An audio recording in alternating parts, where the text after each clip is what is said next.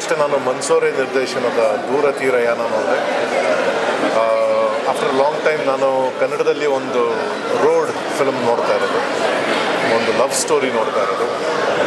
Mansore cinema ಅಂದರೆ ತುಂಬಾ unconventional ಆಗಿರುತ್ತೆ. ಇದು ಒಂದು unconventional love story.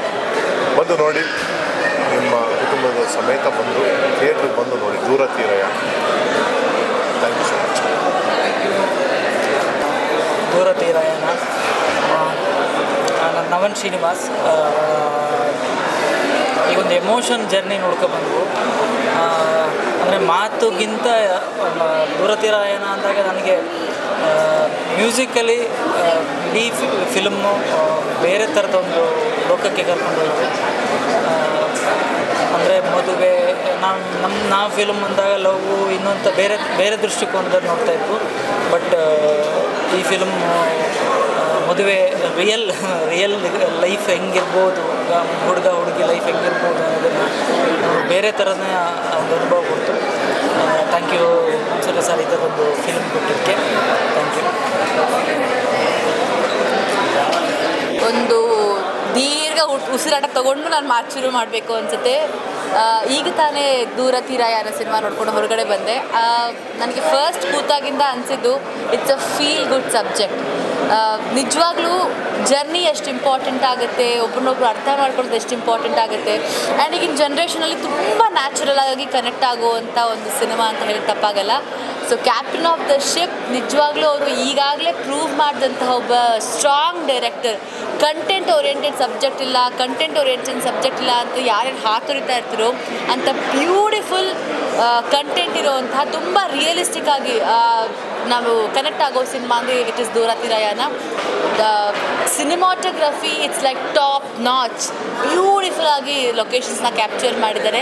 And artist ಕೂಡ ಅಷ್ಟೇ. ಎಷ್ಟು ಖುಷಿ ಆಗುತ್ತೆ ಅಂತ ಹೇಳಿದ್ರೆ ಯಾವುದು ಓವರ್ ಡೂ ಇಲ್ಲದೆ ತುಂಬ ನ್ಯಾಚುರಲ್ ಆಗಿ ಕನೆಕ್ಟ್ ಆಗುವಂಥ ಒಂದು ಸಬ್ಜೆಕ್ಟ್. ದಯವಿಟ್ಟು ಇಂಥ ಸಿನಿಮಾಗಳು ಉಳಿಲೇಬೇಕು ಕಡಾಖಂಡಿತವಾಗಿ.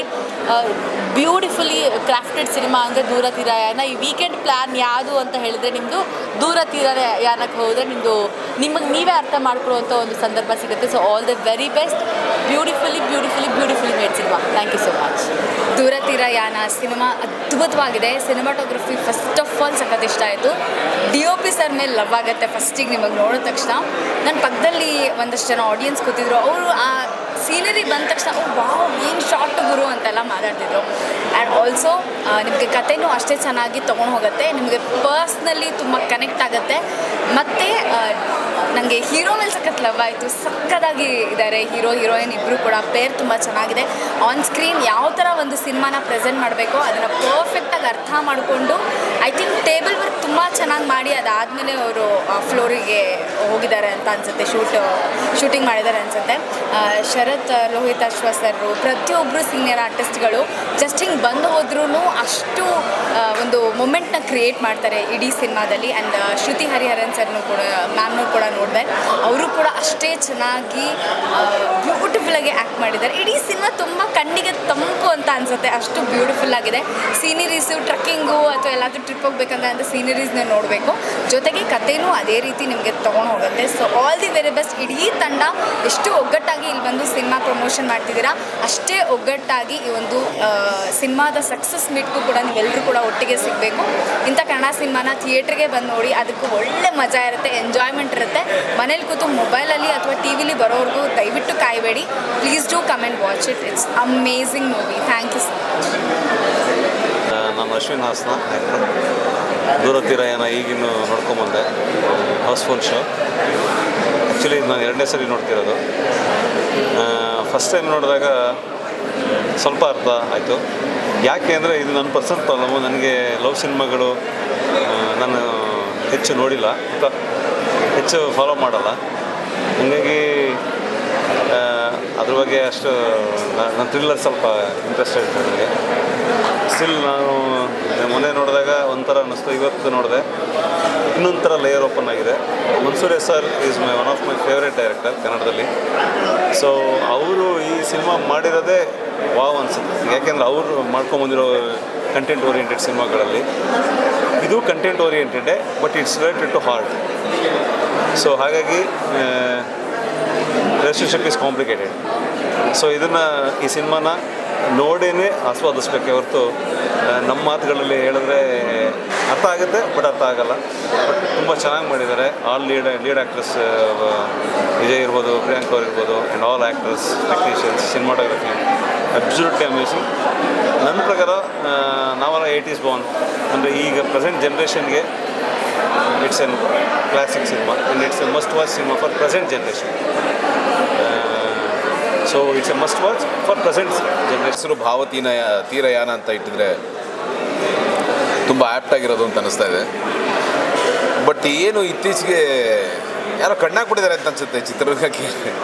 ಇದಕ್ಕಿಂತ ಇನ್ನೇನು ಸಿನಿಮಾ ಮಾಡೋಕ್ಕೆ ಸಾಧ್ಯ? ಅಂದರೆ ಯಾವುದಾದ್ರೂ ಒಂದು ಸಿನಿಮಾ ಮಾಡಿದಾಗ ಅದಕ್ಕೆ ಇನ್ನೊಂದು ಭಾಷೆಯ ಸಿನಿಮಾಗೋ ಅಥವಾ ಇನ್ನೊಂದು ಜಾನರ್ ಸಿನಿಮಾಗೋ ಹೋಲಿಕೆ ಮಾಡಿ ಮಾತಾಡೋದಿರ್ಬೋದು, ಮೊದಲು ಸೆಟ್ ಇರ್ಬೋದು, ಆ ಥರದ್ದೆಲ್ಲ ನಡೀತಾ ಇದೆ. ಬಟ್ ಇದಕ್ಕಿಂತ ಅಚ್ಚುಕಟ್ಟಾಗಿ ಇನ್ನೊಂದು ಸಿನಿಮಾ ಮಾಡೋಕ್ಕೆ ತುಂಬ ಕಷ್ಟ ಅಂತ ಅನಿಸುತ್ತೆ. ಭಾಳ ಒಳ್ಳೆ ಪ್ರಯತ್ನ. ಸ್ನೇಹಿತ ನನಗೇನು ಅನ್ನಿಸ್ತು ಅಂದರೆ ಡಾಕ್ಟರ್ ಮನ್ಸೂರೆ ಅವರು ನನಗೊಂದು 2 hours ಜೀವನದ ಬಗ್ಗೆ ಕೌನ್ಸಿಲಿಂಗ್ ಕೊಟ್ಟರು ಅಂತ ಅನ್ನಿಸ್ತು. ಭಾಳ ರಿಫ್ರೆಶಿಂಗ್ ಅಂತ ಅನ್ನಿಸ್ತು. ಆ್ಯಂಡ್ ಬೇರೆ ಲ್ಯಾಂಗ್ವೇಜಲ್ಲಿ ಇದನ್ನೆಲ್ಲ ತಲೆ ಮೇಲೆ ಹೊತ್ತು ಬೆರೆಸ್ತಾ ಇದ್ರು ಅನಿಸುತ್ತೆ. ನಮ್ಮಲ್ಲಿ ಯಾಕೆ ಇಷ್ಟೊಂದು ನೀರಸವಾದ ಪ್ರತಿಕ್ರಿಯೆ ಕೊಡ್ತಾ ಇದ್ದಾರೆ ಅಂತ ನನಗೆ ಅರ್ಥ ಆಗ್ತಾ ಇಲ್ಲ. And the way the hero ಇರ್ಬೋದು, ಹೀರೋಯಿನ್ ಇರ್ಬೋದು, ಈವನ್ ದ ಅದರ್ ಕಾಸ್ಟ್ ಇರ್ಬೋದು, the way the live their roles ಎಷ್ಟು ಅದ್ಭುತವಾಗಿ ಬದುಕಿದ್ದಾರೆ. ಸೆನ್ಸಿಟಿವ್ ಬಟ್ ಸ್ಟಿಲ್ ಒಂದು ಕಾಂಪ್ಲೆಕ್ಸ್ ಆದ ಸಬ್ಜೆಕ್ಟು. ಆ್ಯಂಡ್ ಅಷ್ಟು ನಾಜೂಕಾಗಿ ಇದನ್ನು ಹೇಳೋದಿರ್ಬೋದು, ಅದನ್ನು ತೆರೆ ಮೇಲೆ ಆ್ಯಕ್ಟ್ ಮಾಡೋದಿರ್ಬೋದು, ಎಲ್ಲವೂ ಚಾಲೆಂಜ್ ಉಂಟು. ಈ ಚಾಲೆಂಜನ್ನು ಭಾಳ ಅದ್ಭುತವಾಗಿ ನಿಭಾಯಿಸಿದ್ದಾರೆ ಮನ್ಸೂರೆ ಅವರು ಆ್ಯಂಡ್ ಕೂಡ ಆ್ಯಕ್ಟರ್ಸ್ ಕೂಡ. And congratulations. ದಯವಿಟ್ಟು ಬಂದು ಈ ಸಿನಿಮಾನ ನೋಡಿ, ಸೋಲಿಸಬೇಡಿ, ಸಾಯಿಸಬೇಡಿ. ಇದು ನನ್ನ ಕಳಕಳಿಯ ಮನವಿ. ಯಾಕೆಂದರೆ ಈ ಥರದ್ದು ನೀವು ನೋಡಲಿಲ್ಲ, ಎನ್ಕರೇಜ್ ಮಾಡಲಿಲ್ಲ ಅಂದರೆ ಈ ಥರದ ಯೋಚನೆಗಳು ಸತ್ತೋಗ್ತವೆ. ಏನು ಚಿತ್ರರಂಗದ ದೃಷ್ಟಿಯಿಂದ ಅದೊಂದು ಕೆಟ್ಟ ಒಂದು ಸಂದೇಶ ರವಾನೆ ಆಗುತ್ತೆ, ಅದು ಆಗೋದು ಬೇಡ ಅಂತ ಅನಿಸುತ್ತೆ ನನಗೆ. ದಯವಿಟ್ಟು ದೂರ ತೀರಯಾನ ನೋಡಿ, ಭಾಳ ಅದ್ಭುತವಾಗಿದೆ, ಭಾಳ ಒಳ್ಳೆಯ ಪ್ರಯತ್ನ. ದಯವಿಟ್ಟು ಬೆಂತಟ್ಟಿ ಅಂತ ಕೇಳ್ಕೊತೀನಿ. Please do come and watch Doora Theerayana. Hats off to Mansore. And ನಿಜವಾಗ್ಲೂ ನಿರ್ಮಾಪಕರಿಗೆ ಧೈರ್ಯ ಮೆಚ್ಚಲೇಬೇಕು. ಈ ಥರದೊಂದು ಸಬ್ಜೆಕ್ಟ್ನ ಧೈರ್ಯವಾಗಿ ಮಾಡಿದ್ದಾರೆ. ಆ್ಯಂಡ್ ಈ ಥರದ ಒಂದು ನಿರ್ಮಾಪಕರಿಗೆ ಹಿನ್ನಡೆ ಆಗಬಾರ್ದು. ಅವ್ರಿಗೆ ಯಾವಾಗಲೂ ಒಂದು ಗೆಲುವಾಗಬೇಕು. ಅವರೇನು ದೊಡ್ಡ ಮಟ್ಟದ ಲಾಭ ನಿರೀಕ್ಷೆ ಮಾಡ್ತಾಯಿದ್ದಾರೋ ಇಲ್ಲವೋ ಎಲ್ಲವೂ ಸೆಕೆಂಡರಿ. ಬಟ್ ಒಂದು ಅದ್ಭುತವಾದ ಪ್ರಾಡಕ್ಟ್ ಕೊಟ್ಟಾಗ ಬೆಂತಟ್ಟೋದು ಪ್ರೇಕ್ಷಕರಾಗಿ ನಮ್ಮ ಕರ್ತವ್ಯ. ಆ ಕೆಲಸ ಮಾಡೋಣ, ಕನ್ನಡ ಕಟ್ಟೋಣ, ಸಿನಿಮಾ ಬೆಳೆಸೋಣ, ಸಾಧ್ಯ ಆದರೆ ಒಳ್ಳೆ ಮಾತಾಡೋಣ. Thank you so much. ಚಿತ್ರ ಭಾಳ ತುಂಬ ಚೆನ್ನಾಗಿ ಬಂದಿದೆ. ಎಂಡಿಂಗನ್ನು ಇದನ್ನು ಕ್ಲೋಸ್ ಮಾಡಬಾರ್ದು. ಅವರಿಬ್ಬರಲ್ಲೂ ಕೂಡ ಹೀರೋ ಮತ್ತು ಹೀರೋಯಿನ್ಗಳಿಗೆ ಬಿಟ್ಟಿರ್ಲಿಕ್ಕೆ ಆಗಬಾರ್ದು. ಅವರಿಬ್ಬರು ಒಂದಾಗಬೇಕು ಅನ್ನೋ ಒಂದು ಮೆಸೇಜನ್ನು ನೆಕ್ಸ್ಟ್ ಕಂಟಿನ್ಯೂಷನ್ ಮಾಡಬೇಕಂತ ನಾನು ಅಭಿಪ್ರಾಯವನ್ನು ಕೊಡ್ತಾಯಿದ್ದೀನಿ. ಕಾರಣ ಇಷ್ಟಕ್ಕೆ ಕ್ಲೋಸ್ ಮಾಡಿದರೆ ಇದು ಬ್ಯಾಡ್ ಒಪಿನಿಯನ್ ಕೊಡುತ್ತೆ, ಜನ್ರೇಷನ್ನಿಗೆ ಬ್ಯಾಡ್ ಒಪಿನಿಯನ್ ಕೊಡುತ್ತೆ. ಅವರಿಬ್ಬರು ಪುನಃ ಒಟ್ಟಾಗಬೇಕು, ಒಟ್ಟಾಗಿ ಒಂದು ಮೇಡ್ ಫಾರ್ ಈಚ್ ಅಂತಕ್ಕಂಥ ಭಾವನೆ ಈ ಯುವ ಪೀಳಿಗೆಯಲ್ಲಿ ಬರಲಿ ಅಂತ ನಾನು ಈ ಒಂದು ಮಾತನ್ನು ಹೇಳ್ತಾ ಇದ್ದೀನಿ.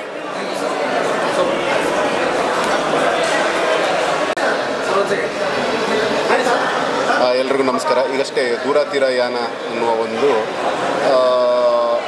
ಕಾವ್ಯಾತ್ಮಕವೂ ಹೌದು, ಕಲಾತ್ಮಕವೂ ಹೌದು ಮತ್ತು ತುಂಬ ಸಿನಿಮೀಯವಾಗಿರುವಂಥ ಸಿನಿಮಾ ಆಗಿದ್ದರೂ ಕೂಡ ಇಷ್ಟು ಸಹಜವಾಗಿ ಒಂದು ಪ್ರೇಮ ಕಥೆಯನ್ನು ಹೇಳೋಕ್ಕೆ ಸಾಧ್ಯನಾ ಅನ್ನುವಂಥದ್ದು ನನಗೆ ತುಂಬ ಆಶ್ಚರ್ಯ ಮೂಡಿಸುತ್ತೆ ಮನ್ಸೂರೆ ಅವರ ಈ ಸಾಧನೆ ಬಗ್ಗೆ. ಇವತ್ತಿನ ಕಾಲಘಟ್ಟದಲ್ಲಿ ಹುಡುಗ ಹುಡುಗಿ ಮಧ್ಯೆ ಇರುವಂತಹ ಒತ್ತಡಗಳ ನಡುವೆ ಅವರೇ ಭಾಳ ರೂಪಿಸ್ಕೊಳ್ಬೇಕಾದ್ರೆ ಒಬ್ರನ್ನೊಬ್ರು ಅರ್ಥ ಮಾಡಿಕೊಳ್ಳೋದು ಎಷ್ಟು ಮುಖ್ಯ ಆಗತ್ತೆ ಅನ್ನೋದನ್ನು ಹಲವು ಮಜಲುಗಳ ಮೂಲಕ, ಒಂದು ಯಾನದ ಮೂಲಕ ಹೇಳುವಂತಹ ಈ ಕಥಾನಕದ ಶೈಲಿ ನನಗೆ ತುಂಬ ಇಷ್ಟ ಆಯಿತು. ದಯವಿಟ್ಟು ಎಲ್ಲರೂ ಬಂದು ಈ ಸಿನಿಮಾ ನೋಡಿ. ಯಾಕಂತ ಹೇಳಿದರೆ ಇದರಲ್ಲಿ ನಮ್ಮ ಎಷ್ಟೋ ಪ್ರಶ್ನೆಗಳಿಗೆ ಯಾಕೆ ಹುಡುಗರು ನೆಗ್ಲೆಕ್ಟ್ ಮಾಡ್ತಾರೆ ಹೆಣ್ಮಕ್ಳ ಫೀಲಿಂಗ್ಸ್ನ, ಮತ್ತು ಯಾಕೆ ಹೆಣ್ಮಕ್ಳು ಅವರ ಸಂಪೂರ್ಣವಾದ ಮನದಾಳದ ವಿಷಯವನ್ನು ಹೇಳ್ಕೊಳಕ್ಕಾಗದೆ ಅವರ ಕನಸು ಮತ್ತು ಭಯಗಳನ್ನು ಬಿತ್ತರಿಸ್ಕೊಂಡು ಹುಡುಗರಿಗೆ ಹೇಳೋಕ್ಕಾಗಲ್ಲ ಅನ್ನೋದ್ರ ಬಗ್ಗೆ ತುಂಬ ಒಂದು ಸೈಕಲಾಜಿಕಲ್ ಒಳನೋಟ ಇರುವಂತಹ ಒಂದು ಮಾತನ್ನು ತುಂಬ ಸ್ಪಷ್ಟವಾಗಿ ಆಡಿದ್ದಾರೆ. ಸೊ ಈ ರೀತಿ ನಮ್ಮನ್ನು ನಾವು ಪಡ್ಕೊಳ್ಳೋದಕ್ಕೆ ಇದರಲ್ಲಿ ಒಂದು ಮಾತು ಬರುತ್ತೆ, did you discover yourself ಅಂತೇಳಿ. ಸೊ ನಮ್ಮನ್ನು ನಾವು ಸಂಬಂಧಗಳ ಸುಳಿಯಲ್ಲಿ ಪಡೆದುಕೊಳ್ಳೋಕ್ಕೆ ದಯವಿಟ್ಟು ಈ ಸಿನಿಮಾವನ್ನು ಎಲ್ಲರೂ ನೋಡಬೇಕು. ಈ ಸಿನಿಮಾ ಮಿಸ್ ಮಾಡಿಕೊಂಡ್ರೆ ನಾವು ತುಂಬ ಕಲಿಯೋದನ್ನು ಮಿಸ್ ಮಾಡ್ಕೊತೀವಿ. Thank you. ನಮಸ್ಕಾರ. ಈಗ ತಾನೇ ದೂರತಿರ ಯಾನ ನೋಡ್ಕೊಂಡ್ಬಂದೆ. ನನಗೆ ತುಂಬ ಖುಷಿ ಕೊಡ್ತು. ನಾನು ಈ ಚಿತ್ರದ ಒಂದು ಭಾಗ ಆಗಿದ್ದೆ. ಆದರೆ ನನಗೆ ಇದರ ಮೇಕಿಂಗ್ ಬಗ್ಗೆ ಎಲ್ಲ ಮನ್ಸೂರೆ ಹತ್ರ ಮಾತಾಡಿದಾಗೆಲ್ಲ ಹೇಳೋರು ಈ ಥರ ಎಲ್ಲ ಶೂಟ್ ಮಾಡ್ಕೊಂಡಿದ್ದೀನಿ ಅಂತ. ನಾನು ಇದು ಫಸ್ಟ್ ಟೈಮ್ ನೋಡ್ತಾ ಇರೋದು. ನನಗೆ ತುಂಬ ಖುಷಿ ಆಯಿತು. ಈಗಿನ ಜನ್ರೇಷನ್ಗೆ ರಿಲೇಷನ್ಶಿಪ್ ಅಂದರೆ ಏನೆಲ್ಲ ನಾವು ಯೋಚನೆ ಮಾಡಿ ಒಂದು ರಿಲೇಷನ್ಶಿಪ್ಗೆ, ಒಂದು ಮೆಚ್ಯೂರ್ಡ್ ರಿಲೇಷನ್ಶಿಪ್ಗೆ ಹೋಗಬೇಕು ಅಂತಂದರೆ ಈ ಮೂವಿ ತುಂಬ ಒಳ್ಳೆಯ ಪ್ರಶ್ನೆಗಳನ್ನು ನಮ್ಮ ಮುಂದೆ ನೀಡುತ್ತೆ. ನಾವು ಜನರಲಿ ಕ್ಲಿಷೇಡ್ ಲವ್ ಸ್ಟೋರೀಸ್ ಎಲ್ಲ ನೋಡಿರ್ತೀವಿ, ಆದರೆ ಇದು ನನಗೆ ತುಂಬ ಇಷ್ಟ ಆಯಿತು. ಈ ಥರ ಮೂವೀಸು ತುಂಬ ನಾವು ಸಾಕಷ್ಟು ನೋಡಿಲ್ಲ. ಸೊ ಹಾಗಾಗಿ ಒಂದು ಹೊಸತನ ಇತ್ತು. ಹಾಡುಗಳು ತುಂಬ ಚೆನ್ನಾಗಿತ್ತು. ನನ್ನ ಸಾಕಷ್ಟು ಗೆಳೆಯರು ನೋಡ್ಕೊಂಬಂದವರೆಲ್ಲ ಇಷ್ಟಪಟ್ಟಿದ್ದಾರೆ. ಅವರು ಇದೇ ಥರ ಹೊಸತನ ಒಂದಿತ್ತು ಅಂತ ಅನಿಸ್ತು. ಮನ್ಸೂರೆ ಇದು ಮೊದಲನೇ ಪ್ರಯತ್ನ ಅನಿಸುತ್ತೆ ಈ ಥರ ಒಂದು genre. I wish him all the best. ಮುಂದೇನೂ ಇದೇ ಥರ ಮೂವೀಸ್ ಮಾಡ್ತಾ ಇದ್ದೀವಿ ಮನ್ಸೂರೆ ಅಂತ. ಇಡೀ ತಂಡಕ್ಕೆ ನನ್ನ ಬೆಸ್ಟ್ ವಿಶಸ್. Thank you.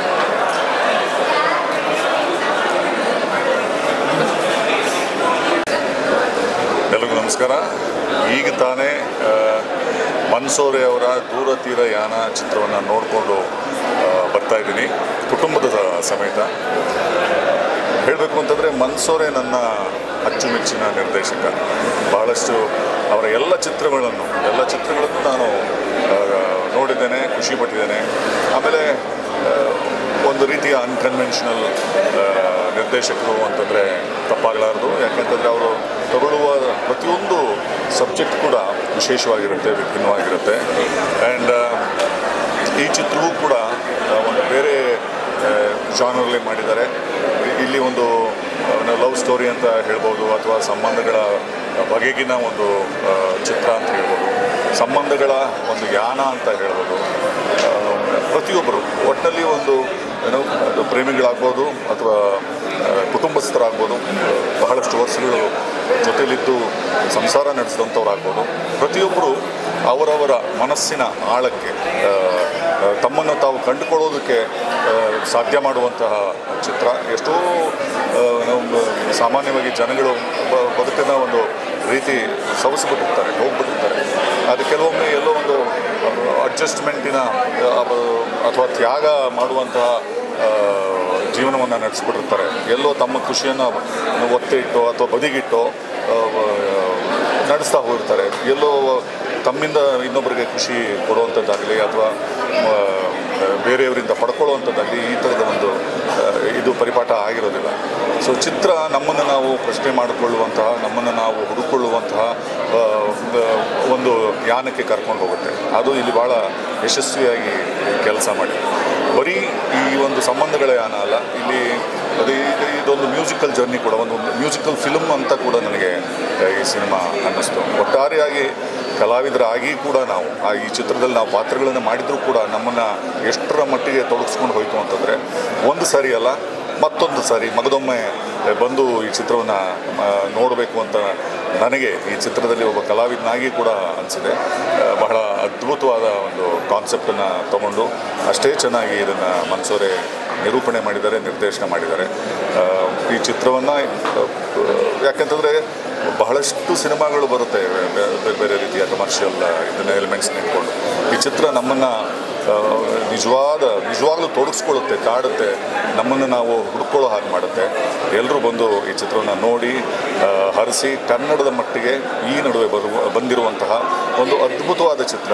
ಎಂತೆಂಥ ಪ್ರಯೋಗಗಳನ್ನು ನಮ್ಮಲ್ಲಿ ಮಾಡ್ತಿದ್ದಾರೆ ಅನ್ನೋದನ್ನು ನಮ್ಮ ಜನತೆ ಬಂದು ನೋಡಬೇಕು ಅಂತ ನಾನು ಬಯಸ್ತೇನೆ. ದಯಮಾಡಿ ಬನ್ನಿ, ದೂರತೀರ ಯಾನವನ್ನು ನೋಡಿ ನಿಮ್ಮನ್ನು ನೀವು ಹುಡುಕೊಳ್ಳಿ, ನಿಮ್ಮನ್ನು ನೀವು ಕಂಡುಕೊಳ್ಳಿ ಅಂತ ಹೇಳೋದಕ್ಕೆ ಇಷ್ಟಪಡ್ತೀನಿ. ನಮಸ್ಕಾರ. ಐ ರಿಯಲಿ ಎಂಜಾಯ್ಡ್ ದೂರತೀರ ಯಾನ. ಇದನ್ನು ನಿರ್ಮಾಣ ಮಾಡಿದಂಥ ದೇವರಾಜ್ ಸರ್ಗೂ ಅವರು ಮತ್ತು ನಮ್ಮ ನಿರ್ದೇಶಕ ಮನ್ಸೂರೆ ಅವರ ಕಾಂಬಿನೇಷನಲ್ಲಿ ಬಹಳ ಒಳ್ಳೆಯ ಅತ್ಯುತ್ತಮವಾದಂಥ ಚಿತ್ರಗಳು ಬಂದಿದ್ದಾವೆ. ಕೆಲವಾರು ಸಿನಿಮಾಗಳು OTTಯಲ್ಲೂ ಕೂಡ ಬಹಳ ಯಶಸ್ಸನ್ನು ಕಂಡಿದೆ, ಚಿತ್ರಮಂದಿರದಲ್ಲೂ ಕೂಡ ಯಶಸ್ಸನ್ನು ಕಂಡಿದೆ. ಇದು ಒಂದು ರೀತಿಯ ಆ ಚಿತ್ರವೇ, ಆ ಥರದ ಚಿತ್ರವೇ. ನೀವೆಲ್ಲರೂ ಬಂದು ನೋಡ್ತೀರಿ ಅಂತ ಆಸೆ ಪಡ್ತೀನಿ. ನಮಸ್ಕಾರ. Thank you. ನಮಸ್ಕಾರ. ಐ ಥಿಂಕ್ ನಾವೆಲ್ಲ ಕನ್ನಡ ಸಿನಿಮಾ ನೋಡಬೇಕಾದ್ರೆ generally BookMyShow reviews ಆ ಥರ ನೋಡ್ಕೊಂಡು ಬರ್ತೀವಿ. ಬಟ್ ಈ ಸಿನಿಮಾನೂ ಅಷ್ಟೇ. ನಾನು ಮಧ್ಯಾಹ್ನ ಹೊತ್ತಿಗೆ ರಿವ್ಯೂಸ್ ನೋಡ್ತಾ ಇದ್ದೆ. ರಿವ್ಯೂಸ್ ನೋಡಿದಾಗ ಇರುವಂಥದ್ದು ಇಲ್ಲಿಗೆ ಬಂದ ಮೇಲೆ ಇರುವಂಥ cinema completely different.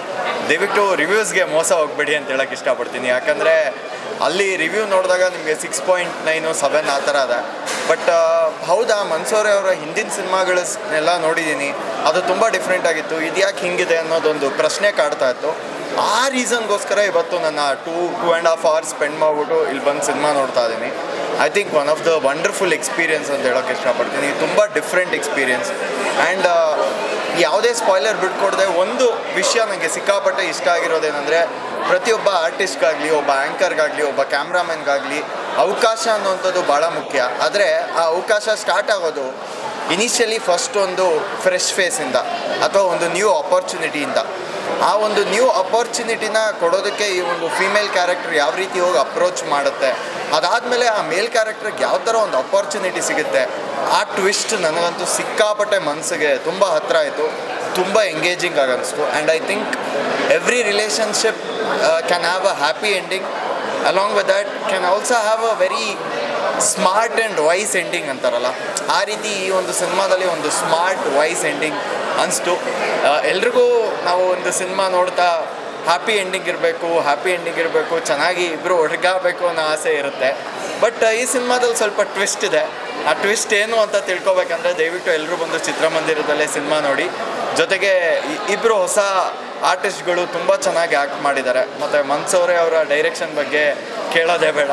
Shruti Hariharan ಅವರು ಸಹ ತುಂಬ ಚೆನ್ನಾಗಿ ಮಾಡಿದ್ದಾರೆ. ಅವರ ಸ್ಕ್ರೀನ್ ಸ್ಪೇಸ್ ತುಂಬ ಶಾರ್ಟ್ ಆಗಿರ್ಬೋದು, ಬಟ್ ಸಿಕ್ಕಾಪಟ್ಟೆ ಇಂಪ್ಯಾಕ್ಟ್ಫುಲ್ ಆಗಿತ್ತು.